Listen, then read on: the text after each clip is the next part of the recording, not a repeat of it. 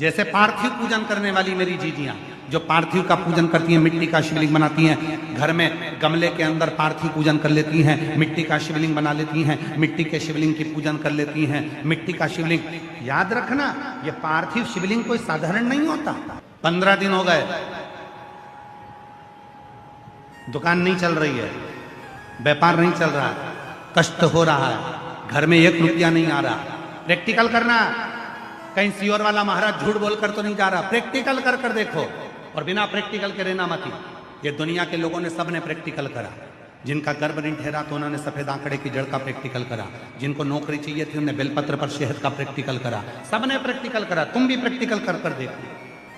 15 दिन हो गए, व्यापार नहीं चल रहा, घर में कष्ट है, पैसे की आवक नहीं हो रही, कोई टेंशन सामने आकर खड़ा हो गया। 15 दिन लगातार रोज अपने गमले में मिट्टी को थोड़ा सा ऊंचा कर कर शिवलिंग बनाकर वहीं पर पूजन कर कर वहीं विसर्जन कर।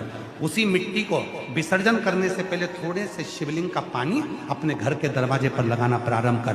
15 दिन लगा, 8 दिन के अंदर लक्ष्मी का प्रवेश तेरे घर में होना प्रारंभ। प्रैक्टिकल के मत रहना कि सियोर वाला बाबा कहकर चले गए, यहां से सुना यहां से निकाल दिया, बचा था कपड़े में से झटकार दिया। नहीं, तुम्हें लगे 15 दिन हो गए, घर में आवक नहीं है, परेशानी चल रही है।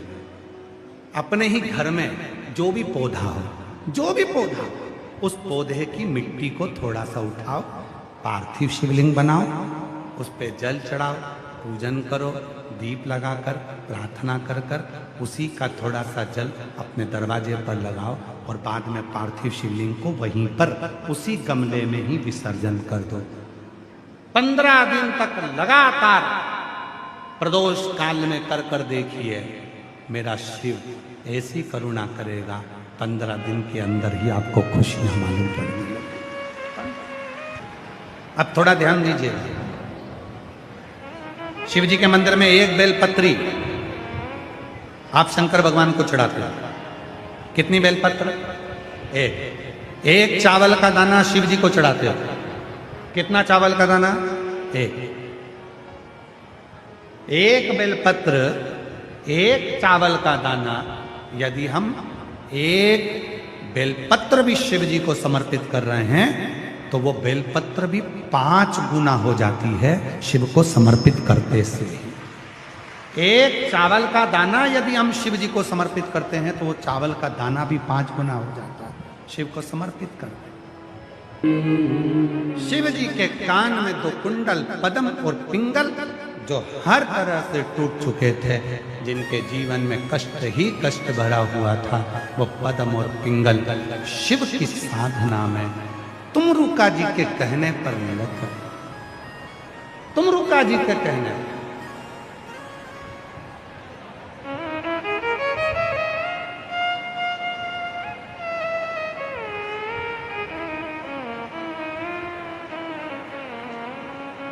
और ये कोई साधारण नहीं है।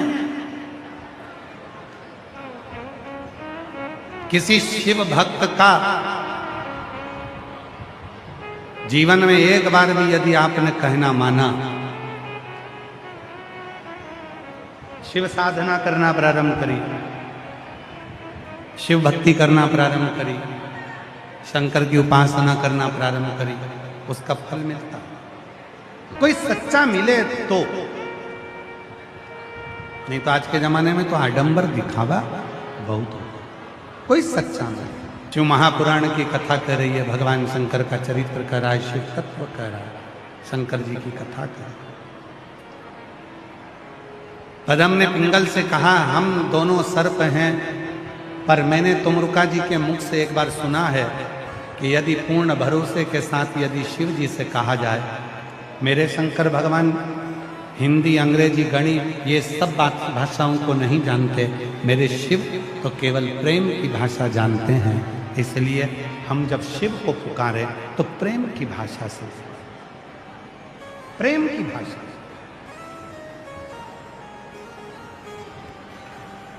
और वो प्रेम की भाषा कोई साधारण भाषा नहीं है। पद्म और पिंगल ने भगवान शंकर को पुकारना प्रारंभ किया।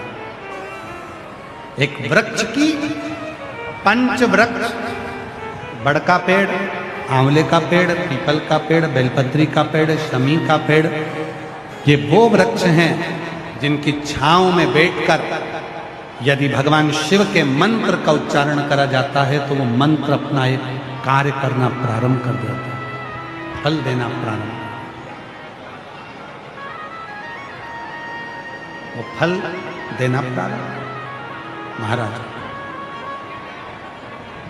उच्चारण किया पदम और पिंगल ने और स्मरण किया शिव के नाम का उच्चारण, शिव प्रकट हो गए। बहुत दुखी थे पदम पिंगल, नयन से जल बह रहा था पदम पिंगल के।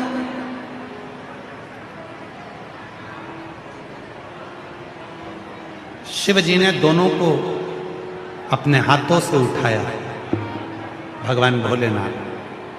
और ध्यान देना शिव पुराण की ओर,